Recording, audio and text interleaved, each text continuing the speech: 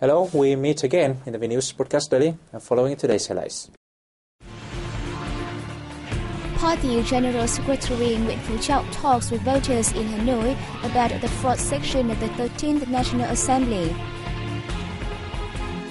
Prime Minister Nguyễn Tấn Dũng is touring central provinces to inquire into their development process.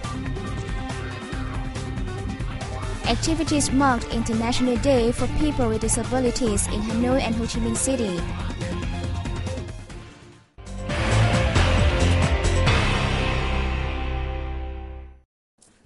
Party General Secretary Nguyễn Phú Trọng met voters from Ba Đình, Hoàn Kiếm and Tây Hồ districts in Hanoi on December 1st to inform them of the fourth sessions of the 13th National Assembly. Voters welcomed the law-making body's approval of resolutions on conducting votes of confidence on officials elected or approved by the National Assembly or People's Councils. They expressed their hope that together with the fight against corruption, the votes of confidence will prevent political and moral degradation of a proportion of officials and party members. Conducting votes of confidence has been discussed for years, but yet to be implemented. It will not be easy to implement the task. The party leader stressed the need for issuing complete, coherent guiding documents to prevent negative acts during the process of implementation. He highlighted the importance of the resolution of the 11th Party Central Committee's fourth meeting on urgent issues in party building, which he said is not only vital to the party's survival in the current tenure, but also to its long-term development. State visits to Brunei and Myanmar by President Trung Tấn Sang were successful, creating a change in Vietnam's bilateral ties with the two countries that will further deepen relations in a more practical manner.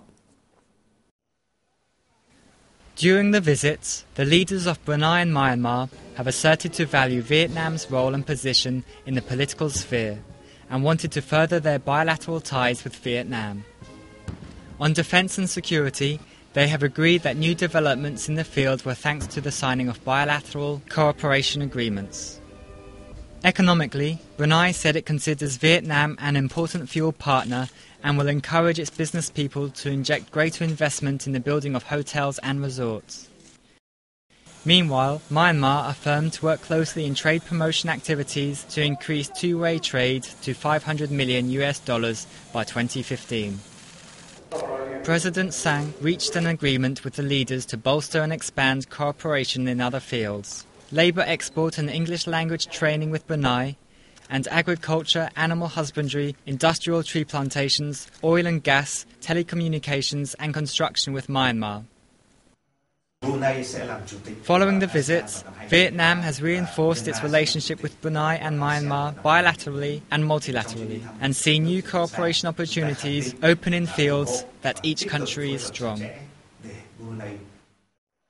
To realise the agreements and promises made during the visits, the implementation of agreements on economics, defence, oil and gas, agriculture and other fields will be fast-tracked. The establishment of a hotline with Brunei's Navy and a deputy ministerial security dialogue mechanism with Myanmar will be quickened. Negotiations on new cooperation accords will be held to provide a more favourable legal foundation and conditions for bilateral cooperation in the coming time, Ming said. Prime Minister Nguyễn Tấn Dũng is touring central provinces on December 2nd. He attended a ceremony to start construction on the Hà Tĩnh Formosa steel plant in the Vũng Áng Economic Zone in Kỳ Anh district. This is one of the largest projects by the Formosa Group of Taiwan China in the Vũng Áng Economic Zone, with $15 billion invested. It is expected to produce 7 million tons of steel ingots in Phase 1. Addressing the event, Prime Minister Dũng affirmed that the government will create all favorable conditions for international investors to do long-term business in Vietnam, including Formosa Group. Earlier on December 1st, he had a working session with key officials from the neighboring province of Nghệ An to fully utilize the province's potential to facilitate rapid and sustainable development. The government will always support and create favorable conditions for Nghệ An to continue developing, Dũng assured. Nghệ An will strive to increase GDP by 6.5 to 7.5%, lower the poverty rate to 12.5%, and generate 36,000 to 37,000 new jobs next year. Also the same day, Zoom held a working session with soldiers and officers from Military Zone 4 stationed in Nghệ An province.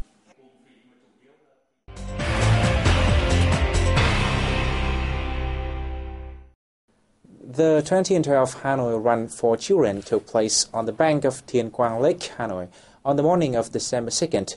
The annual event raises money to treat children with cancer and heart disease. Initially part of the Terry Fox Run, the event became the Hanoi Run for Children in 2009 to attract financial support for treatment for sick children from underprivileged families. This year's event was attended by nearly 7,000 people and raised 1 billion Vietnam dongs. The money will be used to treat poor children at the Hospital Pediatrics, the Hanoi Heart Hospital and the Heartbeat Vietnam program. I'm so moved and touched to see so many people running with us and the children on such a cold and rainy day. This is a meaningful event. Proceeds from the 2009 and 2010 runs have helped 70 child heart patients regain a normal life. The event was jointly held by the Canadian Embassy in Vietnam, the Vietnam-Canada Friendship Organization, and the Hanoi Union of Friendship Organizations. 15 years ago, on November 19th, Vietnam officially connected to the Internet. A meeting to mark the event was held in Hanoi on December 1st, which is from now on Vietnam Internet Day. Internet services have been applied widely in Vietnam, especially in the finance and banking sector. It has created opportunities for learning and disseminating information to people of all walks of life in Vietnam, from the mainland to mountainous regions. Access to Internet has helped me a lot in learning, not only informatics, but other subjects at school. I think Vietnam has huge potential for Internet development. Internet provides opportunities for service suppliers and users, and also benefits the country. Over the last 15 years, Vietnam has reached the target of 30 million Internet users as set by the government in the National Plan for Internet and Telecommunication Development, making it one of the fastest growing users in the region and the world.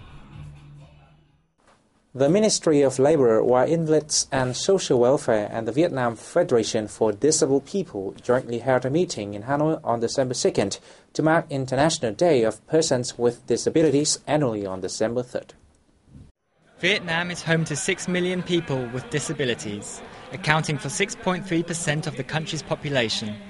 In recent years, the party and state have paid particular attention to the group of people, ensuring their rights and development opportunities, as well as issuing many documents and policies to improve their lives. Since the law on people with disabilities took effect, there have been many changes to our lives. It has helped our desire to live. Since the law was implemented 2 years ago, the disabled people enjoy greater chances to integrate into society.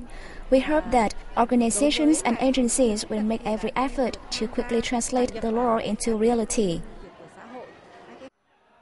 At the event, products made by people with disabilities were displayed. Job opportunities were also introduced to create chances for people with disabilities to contribute to society. Earlier on December 1st, in Ho Chi Minh City, a festive day for people with disabilities was held. The event, the 13th of its kind and the largest, drew 6,000 participants from 14 southern cities and provinces. We would like to create an area for people with disabilities to share experiences and develop closer connections with other people. This is the first time I attended the day. I hope the event will be held many more times so that I can learn and share experiences with others.